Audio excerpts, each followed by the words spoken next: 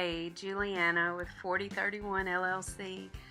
We wanted to make this clip to show you some of the before and afters on the backyard at the house in Rossville. When you go into a property, there are a lot of decisions that you have to make, and one of those decisions is how to reallocate space. And when we arrived at this property that we currently are working on, the drive to the house, it was right in front of the house because there was another structure that was previously built on this property prior to the one that we're working with now, and so parking had not been realigned or reallocated properly for this house.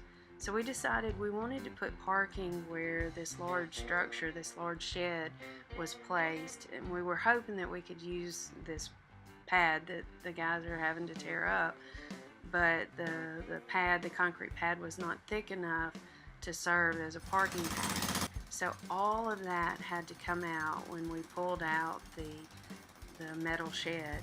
There were two other small sheds that had to go as well. So as you can see, it's a tremendous amount of work just to get an empty space for the people who purchased the house to park. The guys spent lots and lots of time just removing these rocks so that we could get down to the bare surface. Another challenge that we faced was the drainage issue here in this backyard. In Rossville, it's a very low section of the country, and it will flood in certain areas. Our property is the first property on the street that does not require flood insurance. But even so, we were not pleased with the way this backyard would hold water. So a French drain was put into the backyard so that it would drain properly and you could actually grow grass and enjoy playing in your backyard. As you're looking at these videos, I want you to take notice of the fence. The color of the fence, it was in good shape, but it was just weather worn and not bright and beautiful. So as you look at the end of the video, just take a look at that fence. Chris Craft power washed the entire thing. Some pieces and parts are new, as you see new boards here, because we moved the fence line to the back corner of the house as opposed to the front corner of the house.